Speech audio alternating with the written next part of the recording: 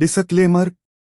इस लेख व वीडियो में निहित किसी भी जानकारी सामग्री गणना की सटीकता या विश्वसनीयता की गारंटी नहीं है।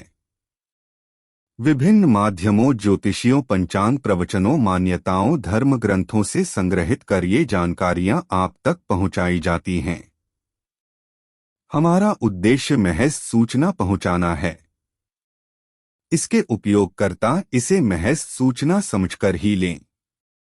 इसके अतिरिक्त इसके किसी भी उपयोग की जिम्मेदारी स्वयं उपयोगकर्ता की ही रहेगी। धन्यवाद। ऋषि दुर्वासा और कल्पवृक्ष।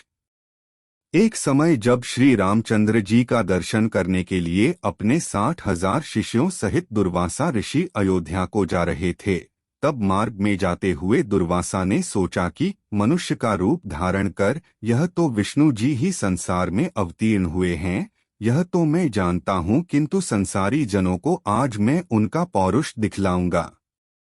अपने मन में ऐसा विचारते हुए वे अयोध्या आए और नगरी में प्रवेश कर सबको साथ लिए भगवान के भवन के 8 चौकों को लांघकर पहले सीता जी के भवन में पहुँचे। तब शिष्यों सहित दुर्वासा को सीता जी के द्वार पर उपस्थित देख पहरेदारों ने शीघ्रता से दौड़कर श्री रामचंद्र जी को इसकी सूचना दी।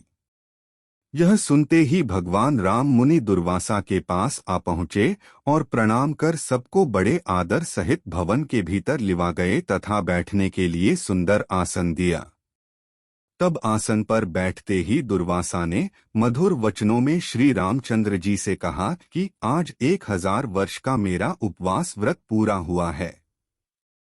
इस कारण मेरे शिष्यों सहित मुझे भोजन कराइए और इसके लिए आपको केवल 1 मुहूर्त का समय देता हूँ। साथ ही यह भी ज्ञात रहे कि मेरा यह भोजन जल, धेनु और अग्नि की सहायता से प्रस्तुत न किया जाएगा।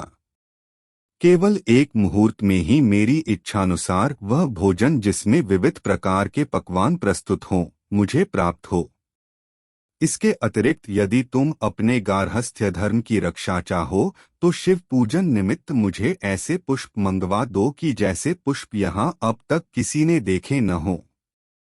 यदि यह तुम्हारा किया न हो सके तो मुझसे स्पष्ट कह दो कि मैं इसमें असमर्थ हूँ, मैं चला जाऊं। तब मुनि की इस बात को सुनकर श्री रामचंद्र जी ने मुस्कुराते हुए नम्रता से कहा, भगवान, मुझे आपकी यह सब आज्ञा स्वीकार है। तब राम की बात सुनकर दुर्वासा ने प्रसन्न होकर कहा, मैं सरयू में स्नान करके अभी तुम्हारे पास आता हूँ, शीघ्रता करना। हमारे लिए सब सामग्रियों को प्रस्तुत करने के लिए अपने भाइयों तथा सीता को शीघ्रता के लिए कह देना। रामचंद्र जी ने कहा, अच्छा, आप जाइए, स्नान कर आइए। दुर्वासा जी स्नान करने चले गए। राम चिंतित हो गए। लक्ष्मण आदि भ्राता, जानकी तथा सबके सब व्याकुल हो राम की ओर निर्निमेष दृष्टि से देखने लगे कि मुनि ने तो इस प्रकार की सब अद्भुत वस्तुएं मांगी हैं। इसके लिए देखें कि अब भगवान क्या करते हैं, क्योंकि बिना अग्नि, जल और बिना गौ के उनके लिए किस प्रकार से भोजन प्रस्तुत करते हैं। तब रामचंद्र जी ने लक्ष्मण जी से एक पत्र लिखवाया। फिर उस पत्र को अपने बाण में बांधकर धनुष पर चढ़ाया और छोड़ दिया।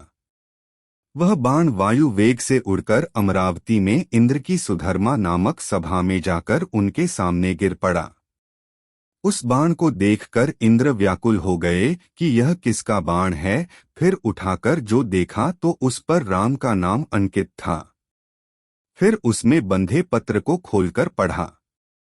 पत्र खुलते ही वह बाण फिर वहां से उड़कर राम के तरकश में आ घुसा। उधर इंद्र ने उस पत्र को सभा में बैठे हुए सब देवताओं को सुनाया। उसमें लिखा था, इंद्र, स्वर्ग में सुखी रहो। मैं सर्वदा तुम्हारा स्मरण करता हूँ, परंतु तुम्हें एक आज्ञा देता हूँ। आज 1000 वर्ष के भूखे हुए दुर्वासा मुनि अपने 60,000 शिष्यों के साथ मेरे यहाँ आए हैं। वे ऐसा भोजन चाहते हैं जो गौ, जल अथवा अग्नि के द्वारा सिद्ध न किया हो। इसके साथ ही उन्होंने शिव पूजन के लिए ऐसे पुष्प मांगे हैं जिन्हें कि अब तक मनुष्यों ने न देखा हो। मैंने उनकी यह मांग स्वीकार कर ली है। वे सरयू में स्नान करने गए हैं, इसलिए तुम शीघ्र ही कल्पवृक्ष और पारिजात जो क्षीर सागर से निकले हैं क्षण मात्र में मेरे पास भेज दो। इसके लिए रावण के संहारक मेरे बाणों की प्रतीक्षा मत करना। यह पत्र देवताओं को सुनाकर इंद्रदेव तत्क्षण उठ पड़े और कल्पवृक्ष तथा पारिजात को साथ ले देवताओं सहित विमान में बैठकर अयोध्या में आ पहुंचे। लक्ष्मण जी ने इंद्र का स्वागत किया। इंद्र ने राम के पास पहुंच पारिजात और कल्पवृक्ष को राम को अर्पण किया। इतने ही में सरयू तट से दुर्वासा ने अपने एक शिष्य को राम के पास भेजा कि तुम जाकर देखो कि राम इस समय क्या कर रहे हैं। मैंने जो आज्ञा दी है उसके अनुसार कुछ अन्न अब तक बना है कि नहीं। अब तक वैसे ही चिंतामग्न हैं या कुछ कर रहे हैं। यदि मेरी आज्ञानुसार पकवान प्रस्तुत कर रहे हैं तो अब तक कितनी सामग्री तैयार हुई है, यह सब तुम चुपके से देखकर मेरे पास आओ। तब जो आज्ञा ऐसा कहकर वह शिष्य राम के भवन में आया। देखा तो कल्पवृक्ष और पारिजात से युक्त देवताओं की मंडली में राम विराजमान हैं। यह देखकर उस शिष्य ने शीघ्र ही दुर्वासा के पास जाकर वह समाचार कह सुनाया। शिष्य की यह बात सुनकर दुर्वासा को आश्चर्य हुआ। स्नान कर शिष्यों को साथ ले दुर्वासा ऋषि श्री रामचंद्र जी के सुंदर भवन में आ पहुंचे।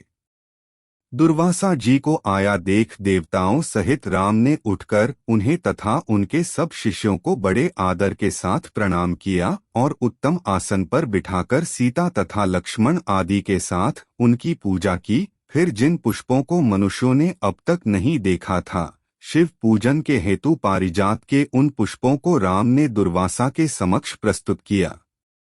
उन पुष्पों को देख मुनि दुर्वासा ने एक बार तो आश्चर्य किया, किंतु मौन भाव से उन्हें ग्रहण कर शिव जी तथा अन्य देवताओं की उन पुष्पों से पूजा की। फिर उसी क्षण श्री रामचंद्र जी ने लक्ष्मण तथा सीता आदि को सब भोजन परोसने की आज्ञा दी। तब दिव्य अलंकारों से विभूषित सीता ने कल्पवृक्ष और पारिजात की पूजा कर अनेक पात्रों को लाकर उनके नीचे रख दिया और वह प्रार्थना करती हुई इस प्रकार बोली कि हे क्षीरसागर से उत्पन्न होने तथा देवताओं के मनोरथों को पूर्ण करने वाले कल्पवृक्ष, आज शिष्यों सहित हमारे यहाँ आए हुए दुर्वासा को तुम संतुष्ट कर दो।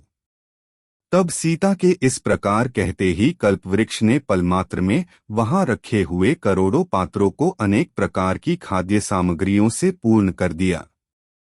फिर तो उन सब अन्नों को उर्मिला सहित सीता ने सुवर्ण के पात्रों में रख रख कर दुर्वासा के समक्ष परोस दिया। फिर तो रामचंद्र से निवेदित दुर्वासा ने अपने शिष्यों के साथ बड़े प्रेम से वह सब भोजन किया। फिर हाथ मुंह धो तांबूल तथा दक्षिणा ली। जय श्री राम।